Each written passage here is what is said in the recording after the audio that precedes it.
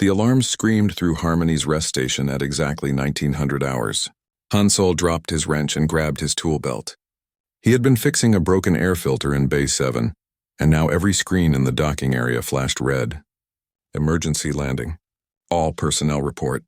He ran toward the main dock. Other workers rushed past him. Some were human like him. Others were Veltran with their 6 arms or Quarren with their floating bodies. Everyone knew what red alarms meant.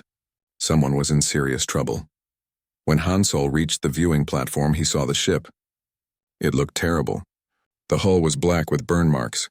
One wing hung at a wrong angle. Smoke poured from the engines. The ship scraped along the landing pad, throwing sparks everywhere. It finally stopped with a loud crash. Station Commander Bora stood nearby. She was a short human woman with gray hair. She pressed her communication device. Medical team to Bay 3 now. The ship's door opened slowly. Steam poured out. Then something huge stepped through the smoke. Hansel had never seen a Dravaxian before. He had only read about them. They were called the Dragon People. Now he understood why. The creature stood at least 3 meters tall. Her scales were deep purple and they caught the light like jewels. She had a long neck and a tail that dragged behind her. Her wings were folded against her back, but they looked damaged. One wing had holes burned through it. In her arms she carried something. 3 small creatures. They were crying. The sound made Hansel cover his ears. It was not just loud. It hurt something deep in his head. The sound went through his bones. The Dravaxian mother stumbled. 2 medical staff ran forward to help. When they got close, the small creatures cried even louder. The mother pulled them closer to her chest. She said something in a language Hansel did not know. Her voice was deep and rough. She sounded scared.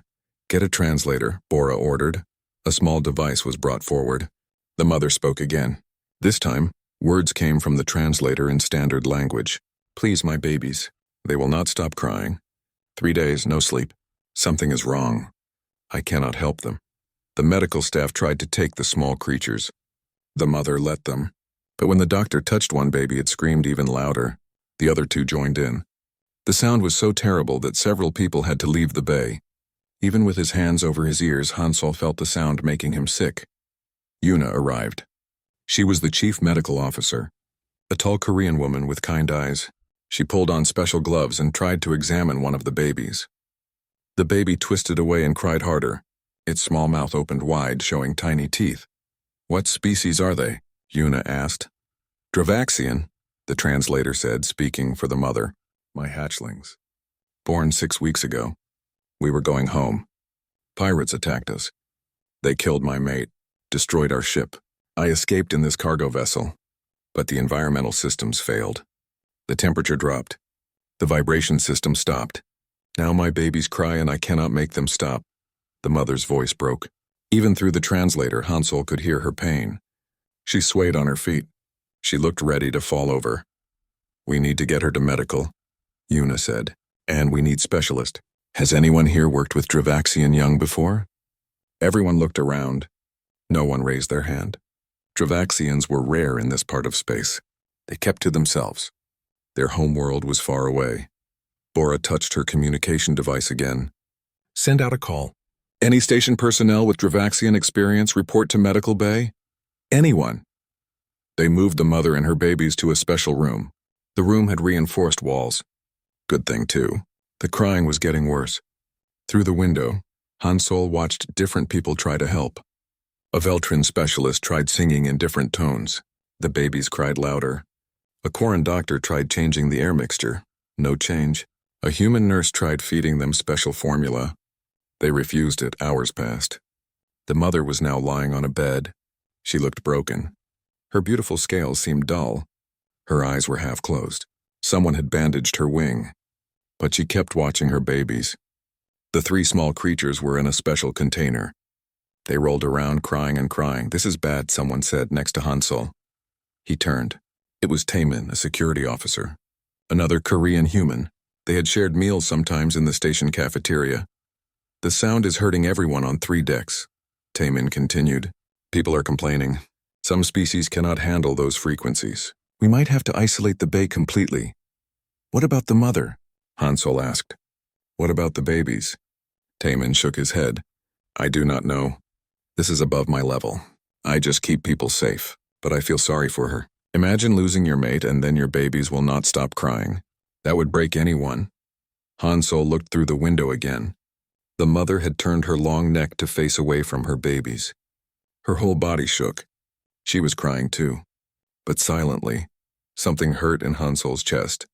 He did not know why. He worked with machines. He fixed air systems and engines and temperature controls. He was not good with living things. He had no children of his own. He was just a mechanic, but he kept thinking about his own mother. And his grandmother.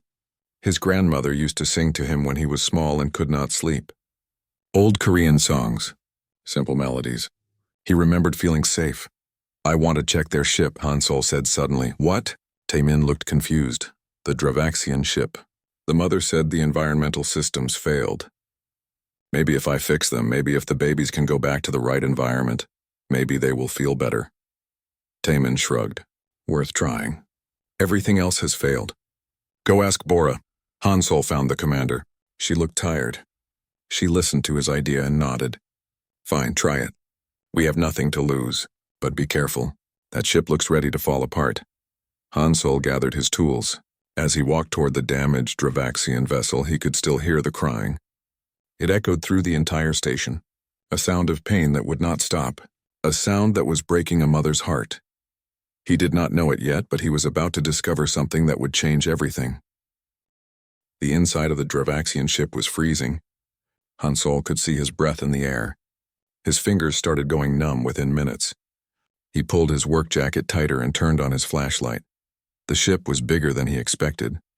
The corridors were wide and tall. Everything was built for creatures much larger than humans. The walls were covered in strange symbols. Some panels were completely black. Others flickered with dying lights. He found the environmental control room near the center of the ship. The door was stuck halfway open. He had to squeeze through. Inside, the damage was worse than he thought. Several machines had actually exploded. Black burn marks covered the walls. Wires hung loose from the ceiling. The smell of burned metal filled the air. Hansol got to work. He opened panels and checked connections. He traced wires and tested circuits. Most of the main systems were completely dead.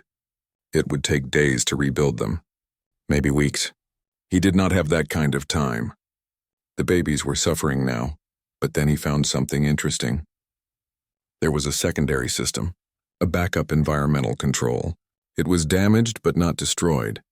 If he could reroute power from the emergency batteries, if he could bypass the burned sections, maybe he could get it working again. He worked for 3 hours straight. His hands were so cold they barely worked.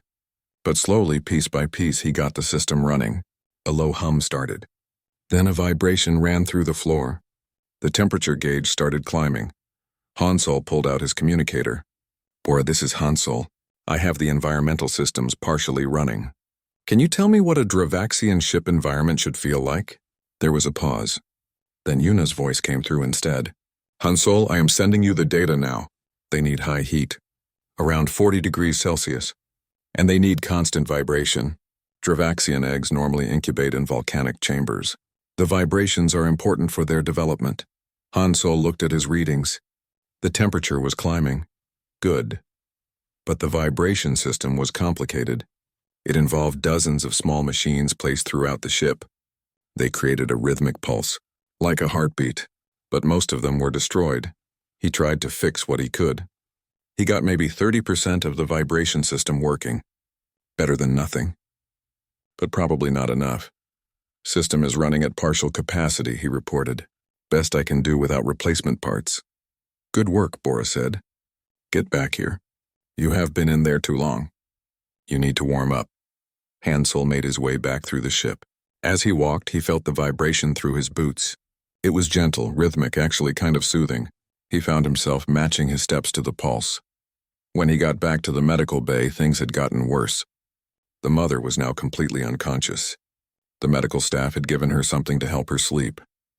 Her body had been at its limit.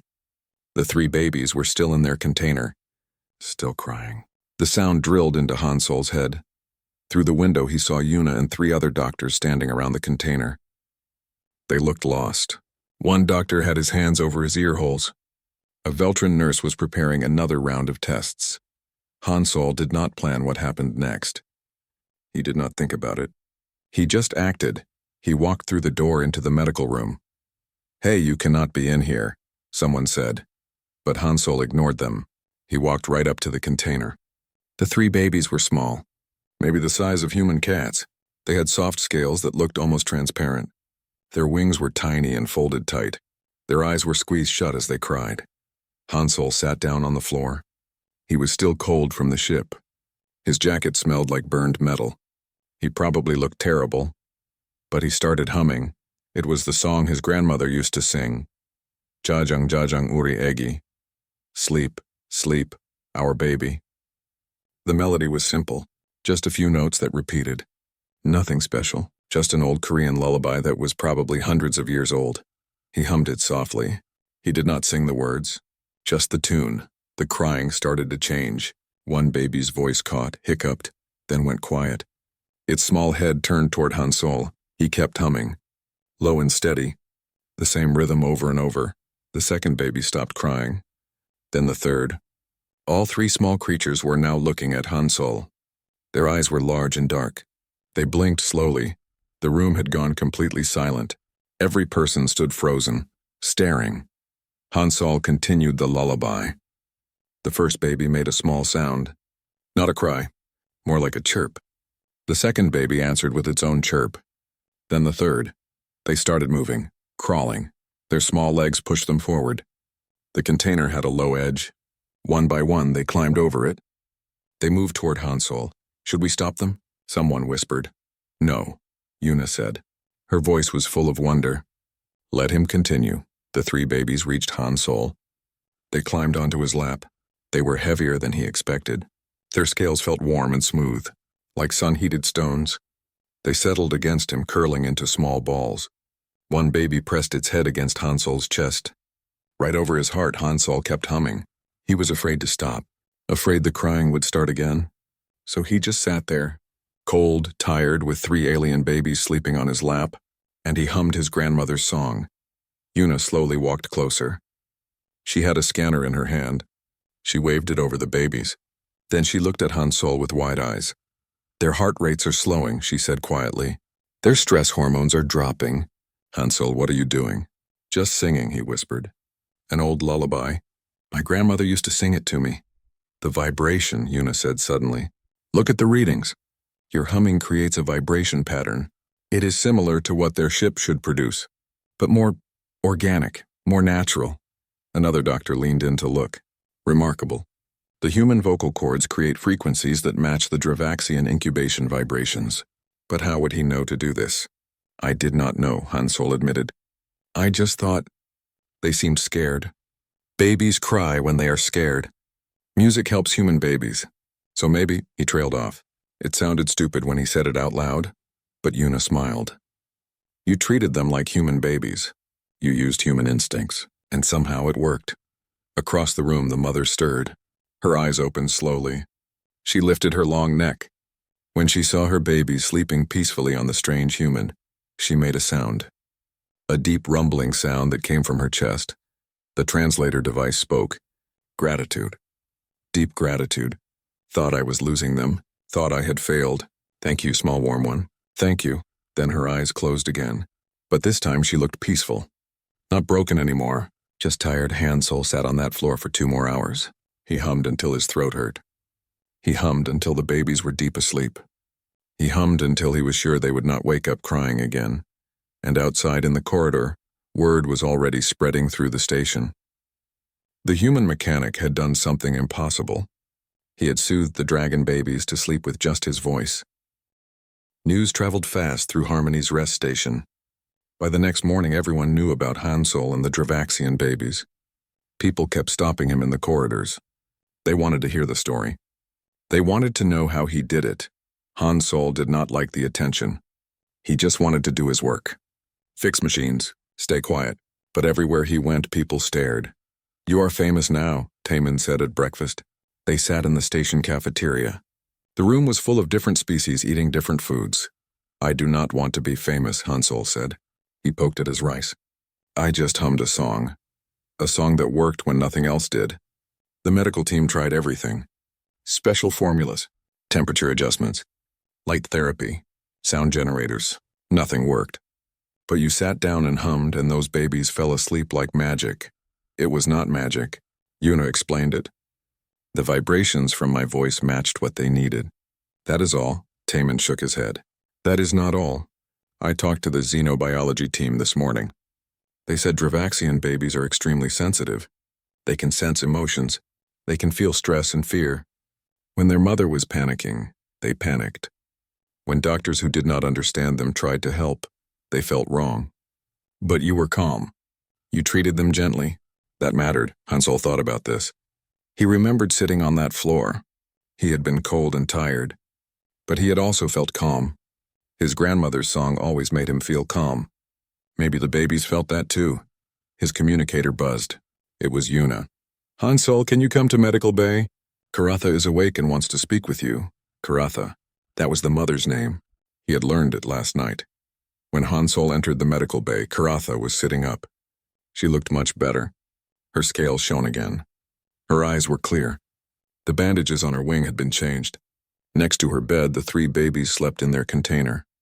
They looked peaceful. Their small chests rose and fell steadily. Karatha saw him and made that rumbling sound again. The translator spoke. You came, good. I wanted to thank you properly. You saved my children's lives. I was at the end. Could not think anymore. Could not help them. Then you came with your strange song. It was just a lullaby, Hansel said. He felt embarrassed. My grandmother's song. It was more than that. Sit, please. Let me explain something about my people. Hansel sat in a chair near the bed. Karatha arranged herself more comfortably. Her tail wrapped around the bed frame. Dravaxians lay eggs, she began. The eggs incubate in volcanic chambers on our homeworld. The heat is important, but the vibrations are more important. The constant pulse of the planet's core. It teaches the babies inside the egg about rhythm, about the heartbeat of life. When they hatch, they need that rhythm to continue. Usually both parents provide it. We sing to them, deep songs that vibrate through our chest scales. But my maid is gone. I tried to sing alone, but I was too stressed, too afraid. My songs were wrong. They made the babies more upset, she paused. One of her babies stirred and chirped softly in sleep. Karatha reached down and gently touched it with one claw. The baby settled again. Your song was different, she continued. Softer, higher pitched. But the rhythm was right. Pure. Calm. You were not afraid. You did not doubt yourself. You just sang what you knew. That honesty reached my children. I am glad it helped, Hansel said. But I cannot stay here humming forever. I have work. And you need to continue your journey. Karatha's scales seemed to darken. That is the problem. My ship is too damaged. Yuna told me you repaired what you could. But it is not enough. I cannot take my babies back into that environment. They will start crying again. And I cannot stay here forever either. This station is not our home. We need to reach the Dravaxian colony on Varath Prime. But that is 2 weeks of travel. How can I keep them calm for 2 weeks? Hansel thought about this. Maybe you can learn the technique. I can teach you the song, or the rhythm at least. I have tried. All night while they slept, I practiced. But my voice is different. When I try to make those sounds, they come out wrong. Too deep, too rough. Yuna entered the room. Behind her came Jiwoo, the hydroponics specialist. Jiwoo was a young Korean woman with bright eyes and soil under her fingernails. Sorry to interrupt, Yuna said, but we have been discussing the situation. Jiwoo had an interesting idea. Jiwoo stepped forward. She looked nervous. I work with plants. Living things. I know this is different, but maybe not completely different. Living things respond to their environment. Your babies need certain conditions. What if we create those conditions here on the station? Temporarily. Until Karatha's ship is fully repaired or until we can arrange better transport. We already tried that, Karatha said. The medical bay has been adjusted, but not completely, Jiwoo said. Medical bay is designed for many species. It is compromise. What if we create a space just for Dravaxians? High heat, constant vibration. The right humidity. I could even grow some plants from your homeworld if we can get seeds. Make it feel more natural, Yuna nodded. We have an unused storage bay on Deck 5. It is large enough. We could convert it. It would take a few days, but we could do it. Karatha looked hopeful. That would help. But what about the singing? The rhythm they need? Everyone looked at Hansol. I cannot be there all the time, he said slowly. I have my job. What if others helped? Yuna suggested. You could teach people. Other humans maybe. Show them the song. The technique. We could create a schedule. Someone always there to provide the rhythm when needed. Would that work? Karatha asked. Would my babies accept other singers? Maybe, Yuna said. If they learn that it is safe. If they learn to trust others besides Hansol, it would actually be good for them. They need to learn that not everyone is a threat, that the universe has kind beings in it. Hansol felt trapped. He did not ask for this. He just wanted to fix machines. But when he looked at the 3 sleeping babies, he felt that same pull in his chest. They were so small, so vulnerable. They needed help, and somehow he could provide it. Okay, he said finally. I will help. I will teach anyone who wants to learn, but I cannot promise it will work. That is all we ask, Karatha said. Her voice through the translator sounded thick. You have already given us so much, Hope. That is something I had lost. Thank you, Hansol. Over the next 2 days, something strange happened on Harmony's rest station. People volunteered. Not just humans, other species too. They wanted to help create the special bay for Karatha and her babies. They wanted to be part of something good. Taemin helped clear out the storage bay. Workers installed heating units and vibration platforms. Jiwoo brought plants and arranged them carefully. She explained that some plants from the Dravaxian homeworld released calming scents. She had managed to grow a few from seeds in the station's database. And Hansol taught his grandmother's song to anyone who would listen. 5 humans learned it. They practiced until they could hum it smoothly. They learned to keep the rhythm steady, to stay calm while singing, to let the babies come to them instead of reaching out. The babies were responding well. They still preferred Hansol, but they had started accepting the other singers too. Slowly, carefully. They were learning to trust. But Hansol noticed something else. Karatha was watching everything with a strange expression. She looked grateful, but also sad, like she was watching something she could never have herself. One night, when Hansol was sitting with the babies, Karatha finally spoke about it. On my world, I will be alone, she said quietly. My mate is gone. My clan will support me, but it is not the same. I will raise these babies by myself. And I am afraid I will fail them again. Hansol did not know what to say. He was not good with emotional conversations, but he tried. You did not fail them. You got them here. You asked for help. That takes strength, not weakness. My people do not see it that way. We are warriors. We pride ourselves on independence. Asking for help, especially from other species, is seen as weakness. When my clan learns that a human had to soothe my babies because I could not, they will be ashamed of me. The babies chirped in their sleep. Hansol kept humming softly. He thought about his own culture, about Korean families, about his grandmother who raised 5 children with the help of neighbors and relatives, about the concept of community raising children together. Maybe, he said slowly, strength is not about doing everything alone. Maybe strength is knowing when you need help, and having the courage to accept it. Karatha did not answer, but her scales seemed to glow a little brighter in the dim light. And Hansol hoped that maybe, somehow, he had said the right thing. The special bay was ready in 3 days. It looked nothing like a storage room anymore. The temperature was set to 40 degrees Celsius. Humans could barely stand it. They had to wear cooling vests to stay in there for more than a few minutes. But for Karatha and her babies, it was perfect. The floor hummed with constant vibration, gentle and rhythmic, like a heartbeat. Jiwoo's plants filled one corner. They had thick leaves and gave off a sweet smell. The lighting was set to match the day-night cycle of the Dravaxian homeworld. Soft red-orange during the day, deep darkness at night. Karatha cried when she first saw it. Real tears rolled down her scaled face. It feels like home, the translator said. I never thought I would feel home again. The babies loved it too. They crawled around exploring. They chirped happily. They played with each other, tumbling over each other like puppies. For the first time since arriving at the station, they looked truly content. Hansol visited every day. He would sit on the floor and hum while the babies napped. Other volunteers came too. A human engineer named Woo Jin started coming regularly. He was older than Hansel, maybe 50. He had a gentle way about him. The babies liked him. I had 3 kids of my own, Woojin explained one day. They are grown now, off on other planets. I miss them. This helps. A Veltran doctor named Thix also volunteered. Thix could not hum like humans, but she discovered that clicking her mandibles in certain patterns created a similar rhythm. The babies found it interesting. Different but pleasant. Even Taman tried. He was terrible at singing. His rhythm was all wrong. But the babies seemed to like him anyway. He would sit and tell them stories in Korean. The babies did not understand the words, but they liked the sound of his voice. The rise and fall of the language. You know what is interesting? Yuna said one afternoon. She was scanning the babies for their weekly health check. They are developing faster than normal Dravaxian babies. Their scales are hardening earlier. Their wings are growing stronger. I think the variety of experiences is stimulating them. Karatha looked worried. Is that bad? No, I think it is very good.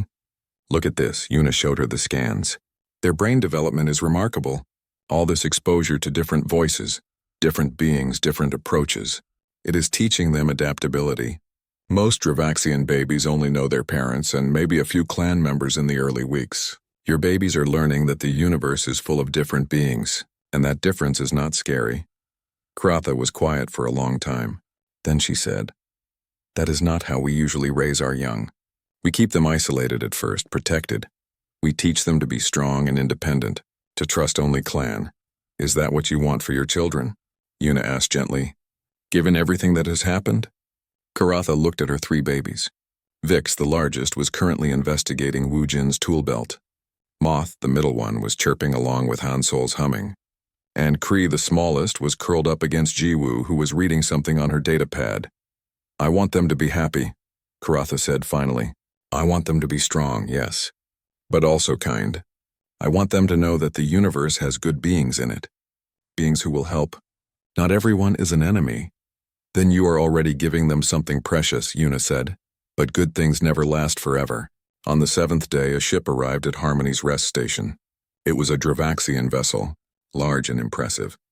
Dark scales covered its hull. It looked like a living creature. Dangerous and powerful. Bora's voice came over the station communication system. "Karatha, please report to the command deck. Your clan has arrived." Karatha went very still. Her scales darkened. "They are early. I sent word that I was safe, that I would come when ready. Why are they here now?" "Maybe they are worried," Hansol suggested. "You lost your mate. You had trouble. Maybe they came to help." But Karatha did not look reassured. She looked afraid. The delegation consisted of 5 Dravaxians. They were all large, all impressive. The leader was named Varask. He was older than Karatha. His scales were deep black with silver edges. His eyes were cold. When he spoke, the translator made his voice sound formal and harsh. "Karatha, we received your distress call. We came immediately to bring you and the hatchlings home." "I appreciate your concern," Karatha said. She stood tall, trying to look strong. "But I am not ready to travel. The hatchlings are still recovering, and my ship needs more repairs. We have a proper vessel, designed for hatchlings. We can leave today. There is no reason to delay. I would prefer to wait a few more weeks, until the hatchlings are stronger." Vrask looked around the special bay. He saw the plants, the human equipment, the volunteers standing near the walls. His eyes narrowed.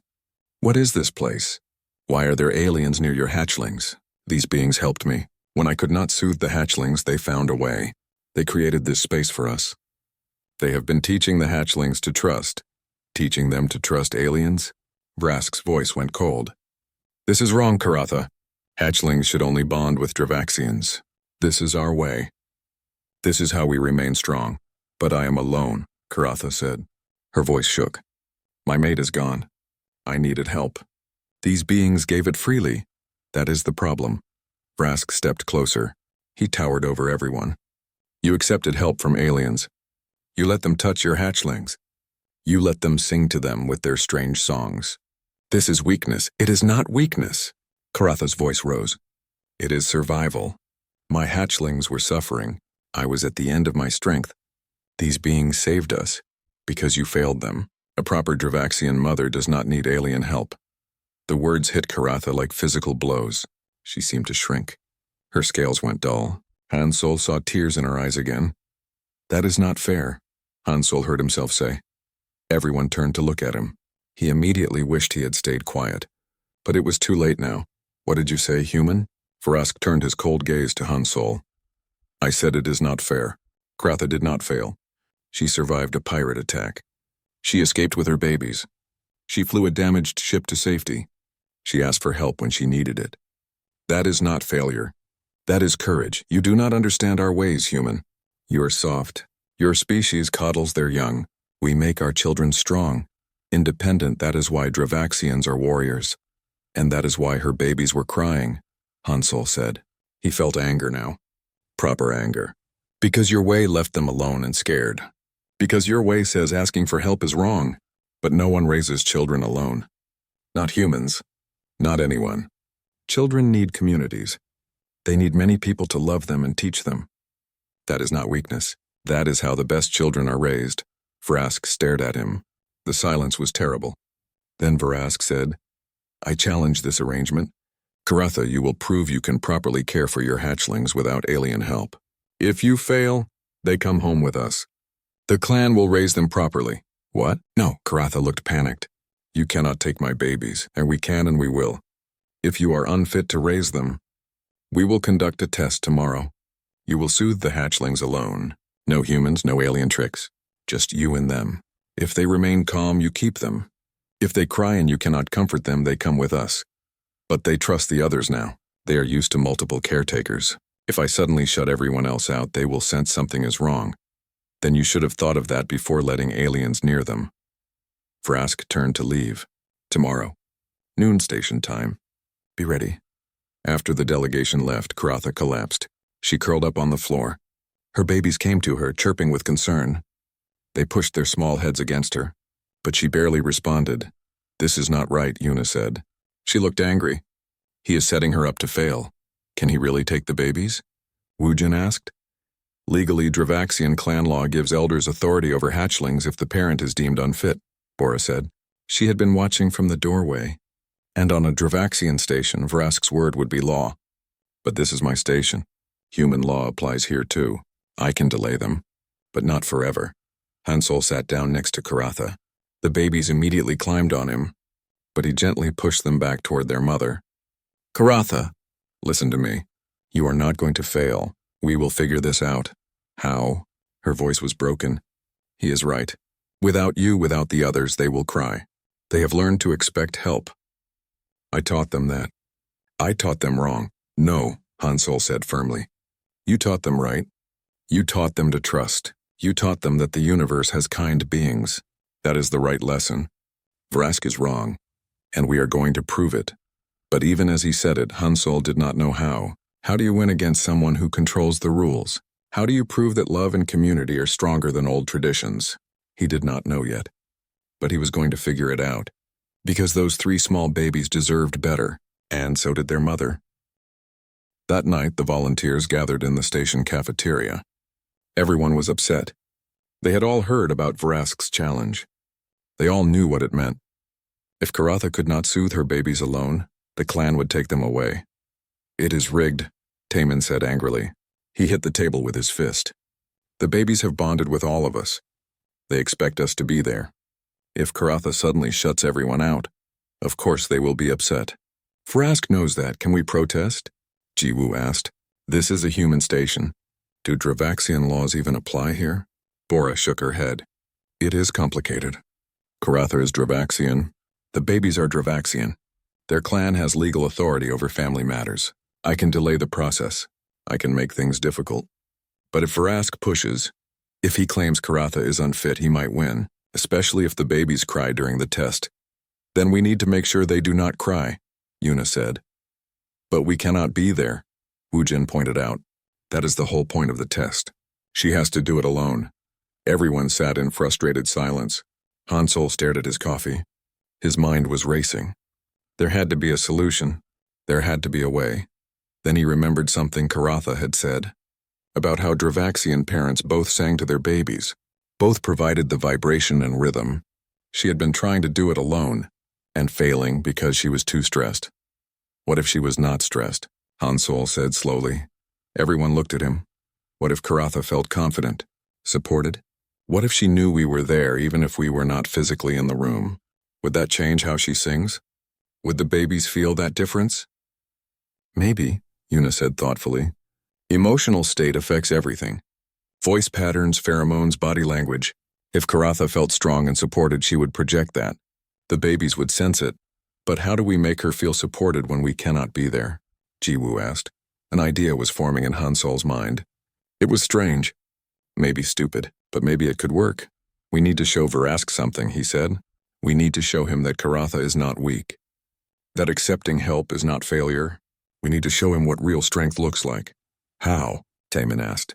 By showing him how humans raise children. How we have always raised children. Together, as communities. As villages. We need to show him that this method produces strong, capable, loving beings. Not weak ones, Daeun spoke up. She was a quiet woman, who worked in the station's cultural exchange department. I have been researching this. Human child-rearing practices are actually remarkable. Across almost every human culture, across thousands of years, children are raised communally. Extended families, neighbors, villages. The concept of isolated nuclear families is very modern and actually quite rare in human history, and studies show that children raised with strong community support are healthier, happier, more resilient. Vrask will not care about human studies, Bora said. Then we show him real examples, Daeun continued. We show him humans who were raised this way, who turned out strong because of it, not despite it. We show him that community does not weaken. It strengthens. Who would we show him? Yuna asked. Everyone slowly turned to look at Hansol. Oh no, Hansol said. No, I'm not good at talking. I am a mechanic. You are perfect, Daeun said. You were raised by your grandmother. You told me once that your whole neighborhood helped raise you. Your mother worked long hours, so neighbors fed you. Teachers stayed late to help you study. Your grandmother sang you to sleep. You are exactly what we need. What good would that do? Telling Verask my life story? It would show him context, Yuna said. It would show him that Karatha is not doing something shameful. She is doing something natural, something that works, something that creates strong individuals. Bora nodded slowly. It could work, not as a legal argument, but as a cultural one. Dravaxians respect strength. If we can show that communal child-rearing produces strength, they might reconsider. It is better than nothing, Taemin agreed. Hansol wanted to refuse. He hated being the center of attention. He hated talking about himself. But when he thought about Karatha's face, when he thought about those 3 babies being taken away, he knew he had to try. Okay, he said, I will do it. But we need more than just me. We need other examples, other humans, other species maybe. We need to show that this is universal. Over the next few hours, they made a plan. Daeun contacted people across the station. She found humans who had been raised by single parents with community support. She found Veltrin, who raised their young in large group nests. She found Quarren, whose children were raised by entire cities. She collected stories, data, evidence. Woojin had an idea too. What if we record it? Make a presentation? Visual evidence is powerful. They worked through the night. They interviewed people. They collected stories. They compiled research. Daeun put it all together into a comprehensive presentation about communal child-rearing across multiple species. But they all knew it might not be enough. Vrask had already made up his mind. He saw Karatha's actions as weakness. Changing his mind would be nearly impossible. The next morning, Hansol visited Karatha in the special bay. She looked terrible. She had not slept. Her scales were dull gray. Her babies were chirping with concern, pushing against her. I am going to fail, she said quietly. I have been practicing all night, singing the way I should. But every time I try, I think about the test. I think about losing them. And my voice shakes. The babies sense it. They get upset. Hansol sat down next to her. Karatha, listen. We have a plan. We are going to fight this, but I need you to do something for me. What? I need you to stop thinking about failing. Stop thinking about Verask. Stop thinking about the test. Just think about your babies. Think about all the good times over the past week. Think about how they have grown, how they have learned to trust, how they play with Jiwoo, how they chirp along when Woojin tells stories, how they curl up with me and sleep peacefully. Think about all the love around you. But Verask says that love makes them weak. Verask is wrong. Love makes everyone strong. Love gives us reasons to keep going. Love teaches us that we matter, that we are not alone. Your babies have learned that lesson. They know they are loved, not just by you, by many beings. That does not make them weak. That makes them rich. Rich in love, rich in family. Karatha's scales started to glow faintly. Family, but I only have one family. My clan. No, Hansel said. You have more family than you know. Jiwoo is family now. She has nurtured your babies like they were her own children. Woojin is family. He has held them and comforted them. Yuna is family. She has cared for their health. Taemin, Daeyoon, Thix, all the volunteers. We are all family now. We chose to be. That is what family means. Not just blood, not just clan, but choice. We chose to love your babies, and that choice makes us family. Tears rolled down Karatha's face again, but this time they looked different. Not tears of despair. Tears of something else. Hope, maybe. I never thought of it that way, she said. On my world, family is only clan, only blood. But what you describe, that is beautiful. That is what I want for my children. Then that is what we will fight for, Hansel said. We will show Varask that your way is not wrong. It is better. It is evolved. It is the future. At noon, they gathered in one of the station's large conference rooms. Vrask and his delegation sat on one side.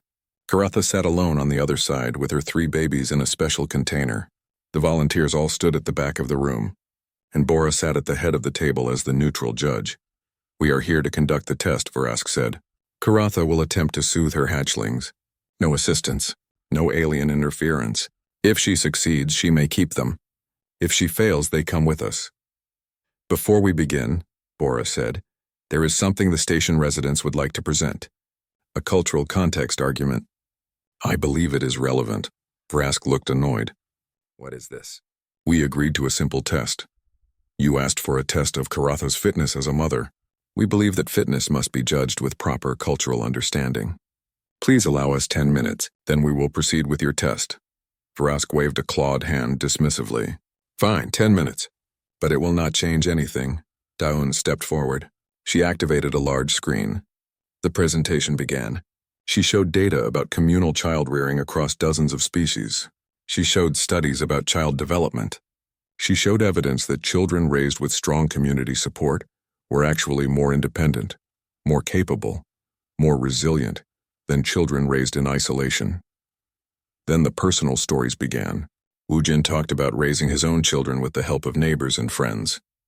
A Veltrin nurse talked about how her entire nest worked together to raise 20 babies at once. A Quarren engineer explained how Quarren children were literally raised by their entire city, learning from hundreds of teachers. And then it was Hansol's turn. He stood up reluctantly. He hated public speaking, but he thought about Karatha, about the babies, and he found his voice. My name is Hansol. I am a mechanic. I fix machines. I am not special, but I am strong. I am capable. I am here because of community. My mother worked 3 jobs after my father died. She could not raise me alone, so my grandmother helped. My neighbors helped. Teachers helped. Strangers helped. They fed me. They taught me. They sang to me. They loved me, not because they had to, because they chose to. And that love made me strong. Strong enough to stand here. Strong enough to help Karatha. When Karatha's song was not like Hansol's lullaby. It was deeper. It rumbled from somewhere in her chest. The sound vibrated through the entire room. But it was not harsh. It was gentle, rhythmic, like the heartbeat of a planet. The 3 babies stirred in her arms. Vix chirped, then Moth, then Cree, but they were not crying. They were singing back. Their small voices joined their mother's, creating a harmony. Karatha's eyes were closed, but tears still ran down her scaled face. She swayed gently. The babies moved with her. Their small bodies relaxed against her. Hansol watched in wonder. This was different from when Karatha had tried to sing before. That singing had been desperate, panicked.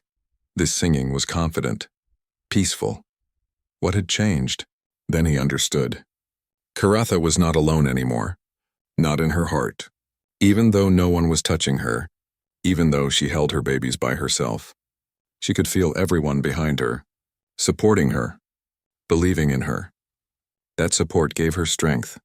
And that strength flowed into her song. The babies felt it too. They felt their mother's confidence, her love, her peace. They curled into small balls. Their chirping grew softer, then stopped completely. Their eyes closed. They were asleep. Karatha continued singing for another minute. Then slowly, gently, she stopped. The room stayed silent. The babies stayed asleep. Peaceful and content in their mother's arms, Vrask stood up. His face was unreadable. He walked closer to Karatha. He looked at the sleeping babies. Then he looked at Karatha. Then he looked at all the volunteers at the back of the room. "Explain this," he said. His voice was quieter than before. "Last time I saw you, you could not soothe them at all. Now they sleep peacefully. What changed?"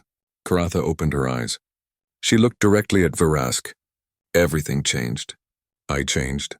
I learned something important. I learned that accepting help is not weakness. It is wisdom. I learned that love is not a limited resource. The more I share with others, the more I have.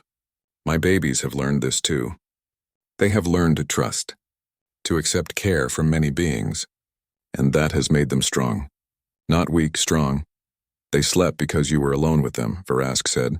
"That proves my point. Dravaxian mothers can handle this alone."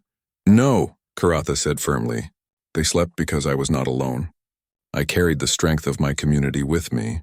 I felt Hansol's support, Yuna's wisdom, Wujin's kindness, Jiwu's nurturing. Every being who has helped me gave me strength. I drew on that strength when I sang. The babies felt it. That is why they slept. Not because I was isolated, because I was connected." Vrask was quiet for a long moment. Then he said, "This is not our way."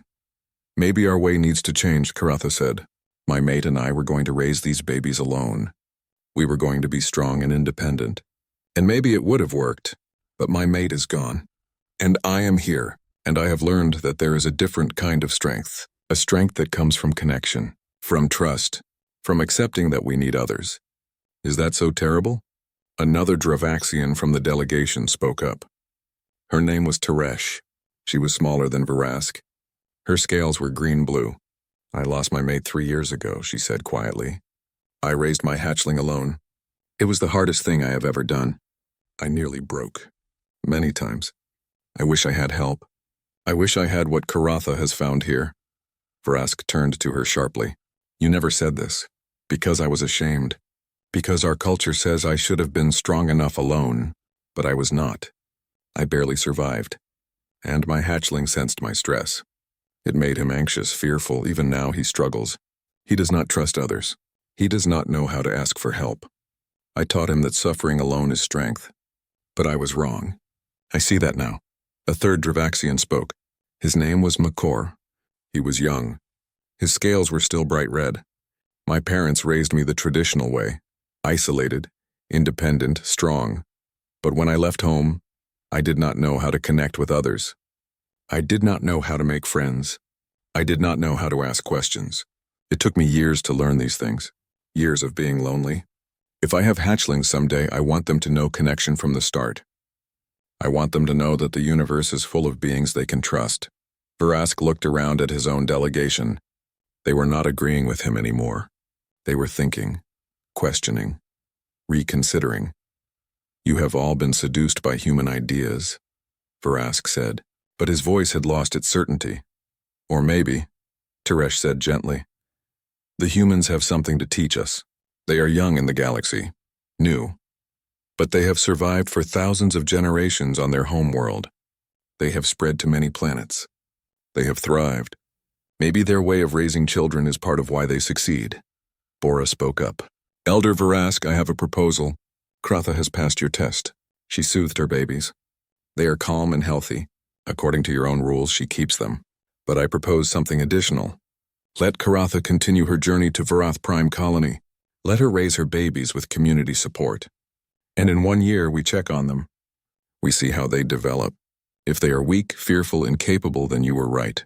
But if they are strong, confident, capable, then perhaps this new approach has merit. Perhaps it is something your people should consider adopting." Vrask was quiet for a very long time. Everyone waited. The babies slept peacefully in Karatha's arms. Finally he spoke. 1 year, he said. We will observe. But Karatha, if your hatchlings show signs of weakness, if they cannot fight, if they cannot hunt, if they cannot survive, we will take them. We will raise them properly. Do you accept these terms? I accept, Karatha said without hesitation, because I know my babies will thrive. They will be strong. But they will also be kind. They will also be trusting. They will also know love. And those qualities will make them better than strong. They will make them complete. Frask nodded slowly. Very well.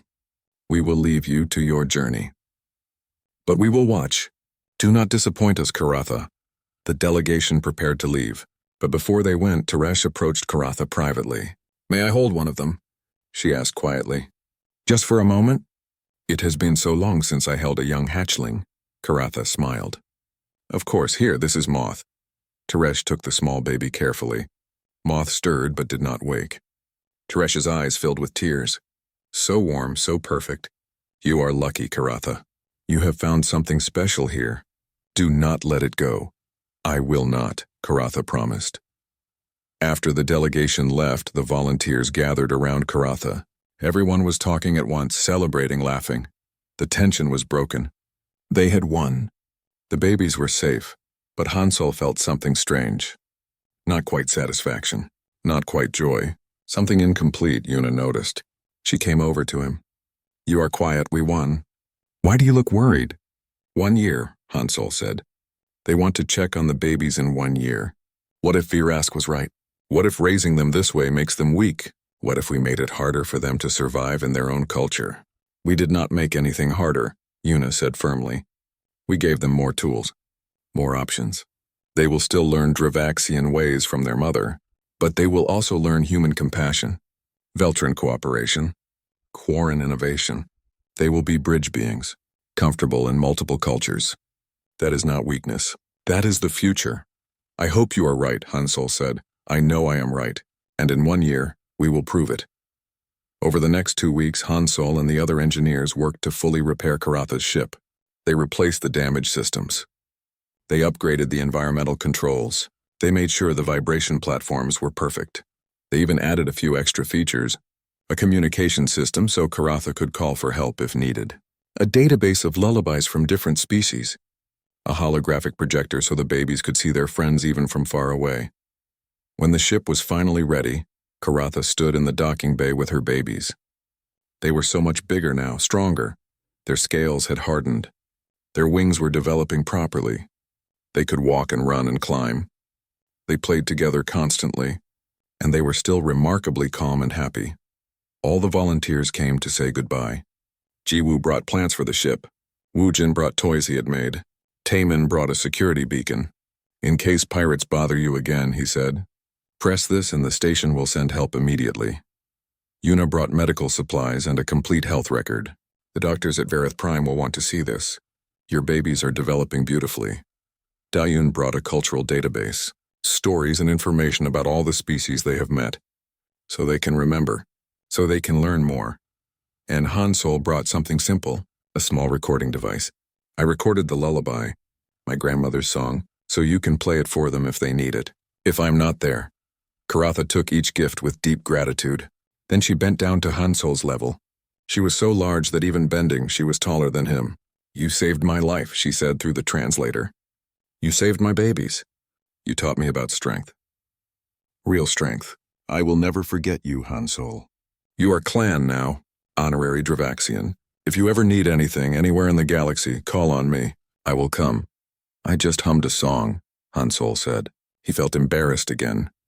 You did more than that. You showed me a different way to live. To love, to be strong. That is a gift beyond me's 9 months past. Life on Harmony's rest station returned to normal. Hansol fixed machines. Yuna treated patients. Taemin maintained security. Jiwoo grew plants. Everyone went about their work. But they all remembered Karatha. They all wondered about the babies. Karatha sent messages sometimes. Short updates. The babies were growing well. They had reached Vareth Prime Colony. They had settled into a small home. The colony was mixed species. Dravaxians, yes, but also others. A good place for children to grow up. Then in the 10th month, something strange started happening. Other Dravaxians began arriving at Harmony's rest station. Not many, just one or two at a time. They all had the same request. They wanted to talk to the humans. They wanted to learn about communal child rearing. They wanted to understand how it worked. Teresh was the first to arrive. She brought her teenage son with her. He was nervous, shy. She explained that she wanted help. He does not know how to connect with others. I raised him the old way, alone, strong, but he is lonely. Can you teach him? Can you help him learn what Karatha's babies are learning? Taeyun took charge. She created programs, cultural exchange sessions, social groups. The young Dravaxian slowly began to relax.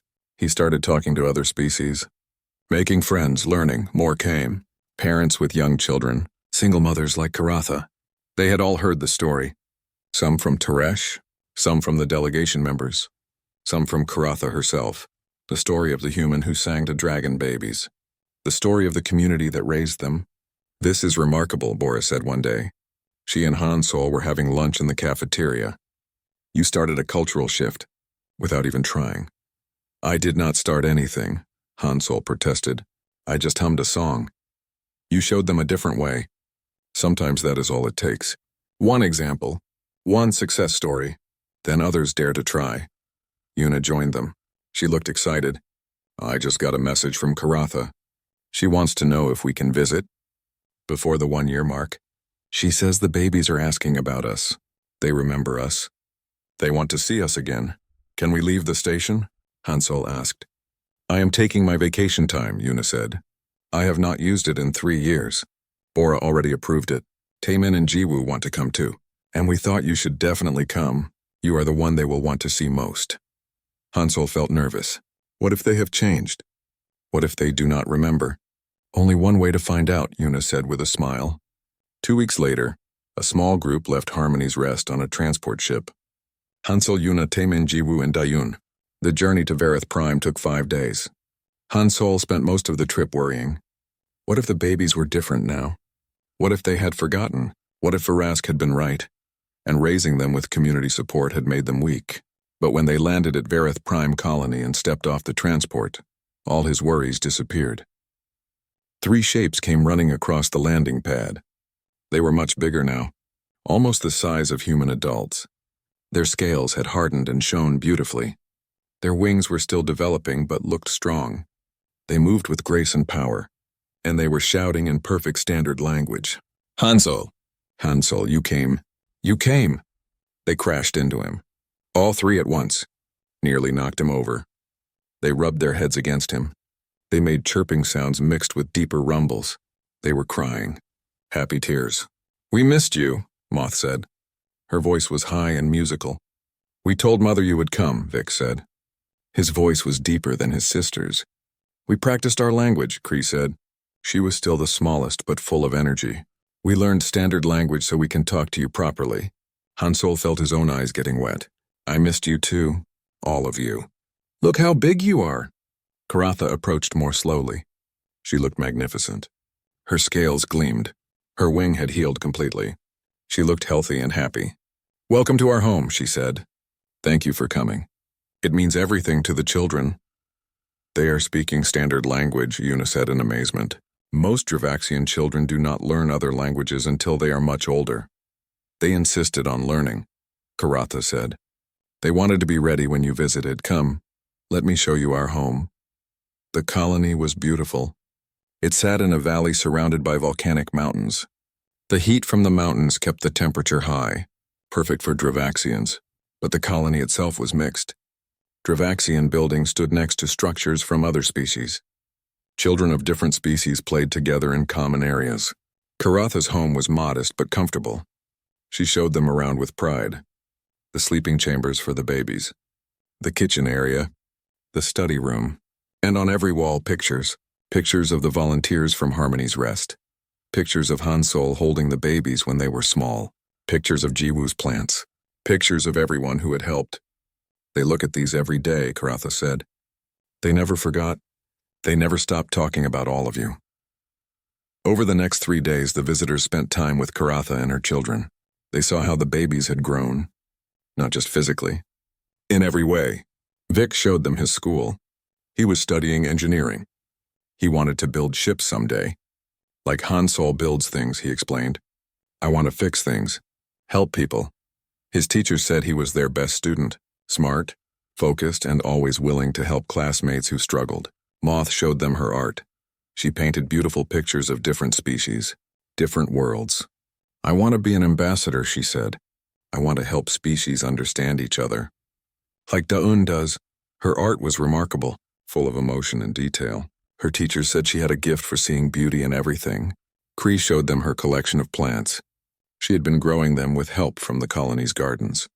Jiwoo taught me that plants are important. They make air. They make food. They make places beautiful. I want to be a gardener. On many worlds, she knew the name of every plant, their needs, their uses. The gardeners said she had a natural talent. But more than their individual achievements, what impressed the visitors was how the children interacted with others. They were confident but not arrogant, strong but not aggressive. They helped younger children. They asked questions of their elders. They made friends easily with every species. They were respectful, kind, curious. This is what we hoped for, Yuna said to Karatha one evening. They were sitting outside watching the sunset. They are exactly what children should be, strong in every way that matters. They are complete, Karatha agreed. They know who they are. They know where they come from. But they also know they are part of something larger, part of a community that crosses species, part of a universe full of friends. What will you tell Varask when he comes? Taman asked. The truth, Karatha said simply. That this way works. That it works better than the old way. That my children are prepared for the real universe, not just the Dravaxian universe. The whole universe. On the fourth day, as the visitors prepared to leave, the children gave them gifts. Vix had built small devices for each person. Communication enhancers. So we can talk more easily, he explained. Across long distances. Moth had painted portraits of each visitor. Beautiful, detailed, capturing something essential about each person. Hansel showed him surrounded by light, humming with 3 small dragons sleeping peacefully in his lap. Cree had prepared seeds, rare plants from Vareth Prime. For Jiwoo's gardens, she said, and for anyone else who wants to grow something beautiful. And together they performed something special. They sang. The 3 children sang a harmony. It was based on Hansol's lullaby, but transformed, made Dravaxian, made their own. The sound vibrated through everyone. Beautiful and powerful. When they finished, Karatha spoke. That is their gift to you. You gave us a song when we needed it most. Now we give you a song back. A song that blends human and Dravaxian, old and new. A song that represents what we have become. A new kind of family.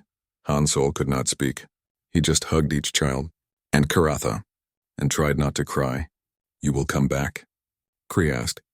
Her voice was small and worried. Yes, Hansol promised. I will come back. And you can visit the station too. Anytime, you will always have a home there. 2 months later, the 1-year anniversary arrived. Vrask and his delegation returned to Harmony's rest station. They looked serious, formal, ready to judge. Bora met them in the docking bay. Welcome back, Elder Vrask. Karatha and her children are waiting in the main conference room. When Vrask entered the conference room, he stopped. The 3 children stood before him. No longer small babies, now young juveniles, strong, healthy, beautiful. And behind them stood not just Karatha. Behind them stood dozens of beings. Other Dravaxians from Vareth Prime Colony. The volunteers from Harmony's Rest, teachers, friends, community. Vix stepped forward. He spoke clearly in Dravaxian formal language. Elder Vrask, we present ourselves for inspection. We are Vix, Moth, and Cree, children of Karatha, raised in the new way. We are ready to demonstrate our capabilities. Over the next 2 hours, the children demonstrated everything they had learned. Vix showed his engineering skills. Moth performed traditional Dravaxian poetry, and also recited works from 5 other species. Cree demonstrated combat techniques she had learned from Dravaxian teachers, but also healing techniques from other species.